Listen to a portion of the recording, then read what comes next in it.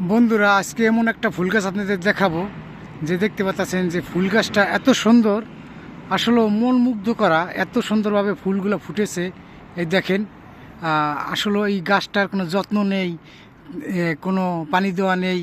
তাই এই বনের ভিতরে এই গাছটা তার ইচ্ছা শক্তি দিয়ে এই গাছটা যেভাবে ফুলগুলো এখানে ফুটেছে দেখতে পাচ্ছেন। তাই আমাদের মানুষের মাঝেও আমরা যে ইচ্ছা শক্তি আছে, ইচ্ছা শক্তি দিয়ে আমরা স্বয়ংসম্পূর্ণভাবে আমরা সফলতার পথ এগিয়ে যেতে পারি। তো দেখতে পাচ্ছেন এই যে গাছটি কোনো যত্ন নেই, জঙ্গলের ভিতরে এই গাছটি ইটালি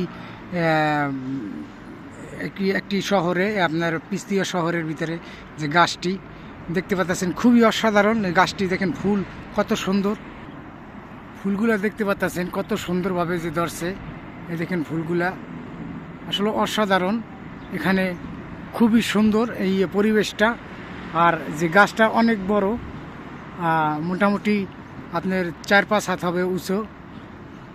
এখানে খুবই সুন্দর গাছটি। আর গাছের গোড়াটাও দেখাই, এই দেখেন গাছের গোড়াটাও খুবই মজবুত। এই পাতাগুলা এই যে গাছের দেখতে পাচ্ছেন যে তাজা ফুল, আসলে রজনীগন্ধার মতন ফুলগুলা দেখতে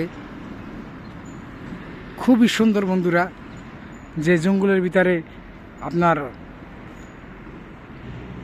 এই গাছের কোনো যত্ন নেয় নাই কেউই, এই গাছটা এইভাবে জঙ্গলের ভিতরে এইভাবে হয়েছে। তো দেখতে পাচ্ছেন যে ফুলের বাহার, এখানে যে কত সুন্দর কোন সুন্দর ফুল এই গাছটার ভিতরে, আসলে মন মুগ্ধ করা যে গাছের পরিবেশটা দেখতে পাচ্ছেন খুবই সুন্দর। আসলে যত্ন না নিলেও নিজের ইচ্ছা শক্তি দিয়ে সব কিছু করা যায়। তাই গাছটাই প্রমাণ যে দেখেন গাছের কোনো যত্ন নেই, তাই এই গাছের যে শক্তি, এই শক্তি দিয়ে এখানে যেই ফুলগুলো ফুটেছে, আসলে খুবই সুন্দর অসাধারণ দৃশ্যগুলো দেখতে পাচ্ছেন। বন্ধুরা, চারিদিকে দেখতে পাচ্ছেন একবারে ফুলগুলো খুবই সুন্দর।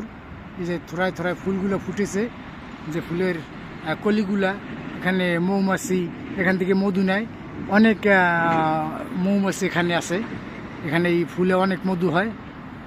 দেখতে পাচ্ছেন যে গাছের ফুলগুলো খুবই সুন্দর অসাধারণ।